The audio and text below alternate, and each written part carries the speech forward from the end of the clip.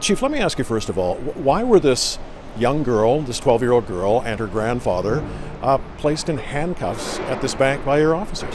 Sure, Mike. So I think it's important to have some context of what happened. I've seen some of the reporting and it is missing a few gaps. So I'll fill those in for you just so you have a fuller picture.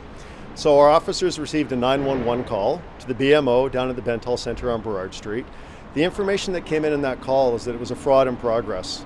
And the information described to the officers through the 911 call is that there were two suspects. One was a 50-year-old South Asian male, and the second one was a 16-year-old South Asian female. So that was the information that the officers had when they responded to the bank. And I think it's important for your listeners to realize that when police officers are responding to calls like that of a crime in progress, we take it seriously.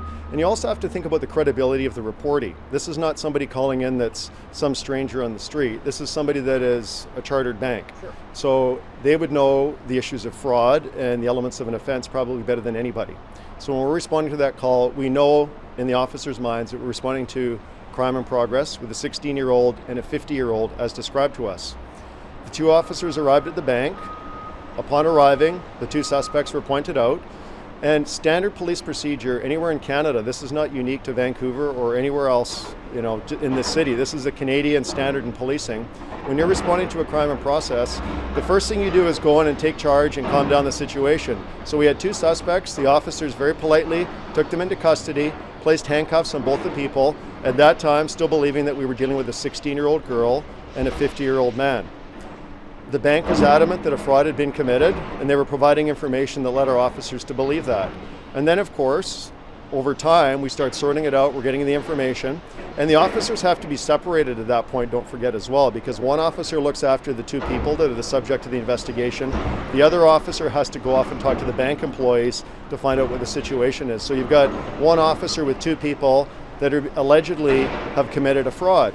Of course, now we know when the officers did a thorough investigation that there was in fact no fraud and everything was above board and it was totally legitimate.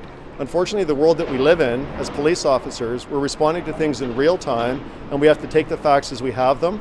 When things get investigated and we realize that wasn't the situation, and of course we found out that this young girl was only 12 years old, the handcuffs were taken off and they were taken off the gentleman and the situation was resolved.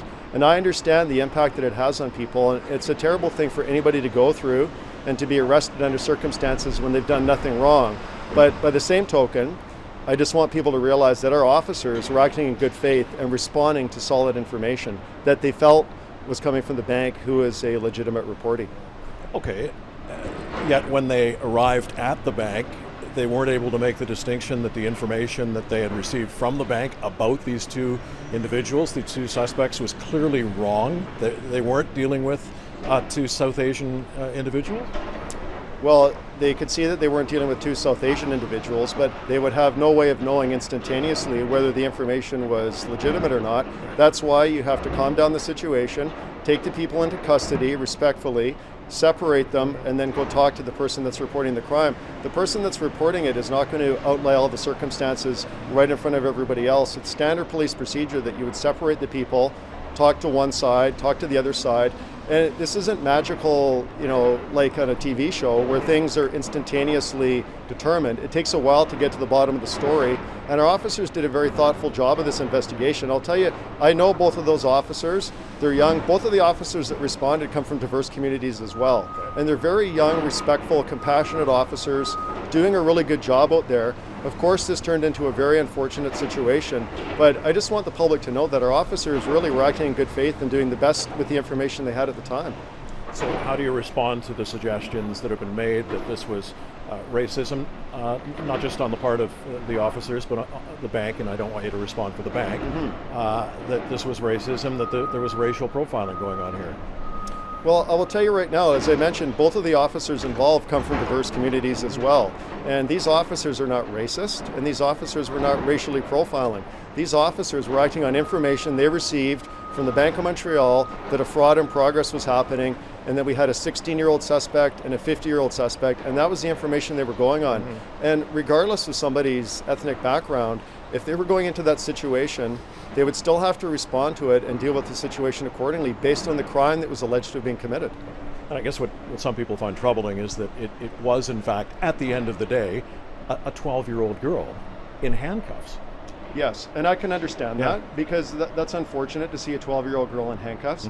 The information the officers had, though, is that it was a 16-year-old girl, and it wasn't until they had time to go in and actually things calmed down and they figured out the situation that she was only 12 and that everything was legitimate, and they did take the handcuffs off. But it takes a while to get to the bottom of these things. It doesn't happen instantaneously. And the context you're providing is extremely helpful. I'm just curious, though, when you get a call like that from a bank, I mean, how common is it for your officers to actually show up to be dealing with a fraud situation or an alleged fraud situation?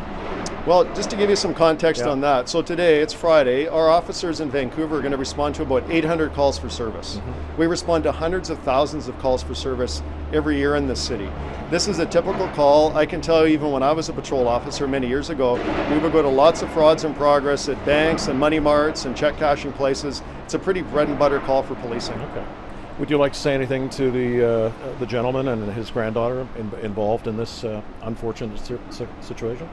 Well, it's a very unfortunate situation, and we're very sorry the way that this all played out. And nobody wants to see a young girl in handcuffs or anybody in handcuffs when we know now, after doing the investigation, that there was no crime. But I also want people to know that there was a reason that this happened, the way this played out. But of course, it's not a nice situation for anybody involved. Thanks for doing this. Thank you. Appreciate it. You're welcome.